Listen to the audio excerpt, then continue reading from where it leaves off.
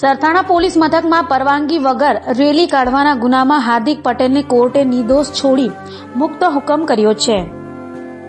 વર્ષ 2017માં સરથાણા પોલીસ મથક વિસ્તારમાં પરવાનગી વગર કાઢવામાં આવેલી રેલી મામલે પાટીદાર અનામત આંદોલનના કન્વીનર અને હાલના ભાજપના ધારાસભ્ય હાર્દિક પટેલ વિરુદ્ધ ગુનો દાખલ કરાયો હતો, જે ગુનામાં કોર્ટમાં પુરાવો તથા બંને પક્ષોની દલીલો પૂર્ણ થતા શુક્રવારે ચુકાદો આવ્યો હતો, જેમાં કોર્ટ દ્વારા હાર્દિક પટેલને નિર્દોષ છોડી મુક્ત હુકમ કર્યો હતો।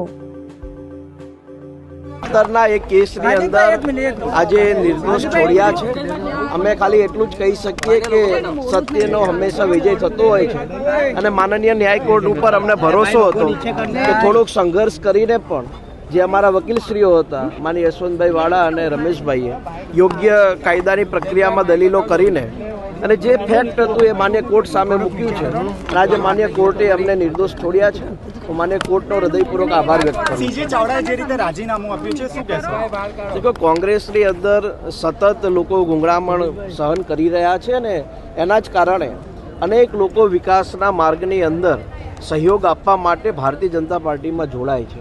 લગભગ 550 વર્ષના સંઘર્ષ બાદ અયોધ્યામાં ભગવાન રામનું મંદિર બની રહ્યું છે, વિકાસના કામો ખૂબ ગતિથી ચાલી રહ્યા છે, તો સ્વાભાવિક છે કોંગ્રેસના લોકો પણ ભારતીય જનતા પાર્ટીમાં સામેલ થઈને વિકાસના માર્ગને વધુ મજબૂત બનાવવા માંગે છે। કોંગ્રેસમાં હવે 15 જ ધારાસભ્ય રહ્યા છે। દેખો, 15 ધારાસભ્યો જ કોંગ્રેસની પાસે છે એનો મતલબ એવો છે કે ગુજરાતની જનતાએ સ્પષ્ટ જનાદેશ માનનીય નરેન્દ્રભાઈ મોદીના નેતૃત્વમાં ભારતીય જનતા પાર્ટીને આપ્યો હતો।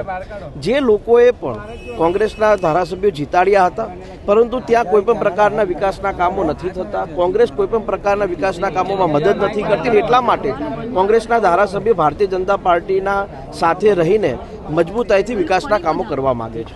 વડોદરાની ઘટના અંગે હાર્દિકભાઈ હવે હજુ મારી ઉપર 9 કેસ બાકી છે અને એમાં કોઈ પણ કેસ પાછો નહીં, પરંતુ કાયદાની પ્રક્રિયામાં કોર્ટમાં જ હું કેસને સંપૂર્ણપણે મારા તરફીમાં નિર્ણયો આવે એ પ્રકારે અમારા વકીલો દ્વારા કાયદાકીય લડાઈ લડતા હોય। વડોદરાની ઘટનાને લઈને શું કહેશો? વડોદરાની ઘટના ખૂબ જ દુઃખદ છે। જે માએ પોતાના દીકરા ગુમાવ્યા હોય, સ્વાભાવિક છે એના ઉપર શું વીતતી હશે એ આપણે બધા જાણતા હોઈએ છીએ। ભગવાને એમની પવિત્ર આત્માને શાંતિ આપે ને એમના માતા પિતાને આ દુઃખ સહન કરવાની શક્તિ આપે। આવી ઘટના આપણા તમામના હૃદયોને હંમેશા કાપી દેતી હોય છે।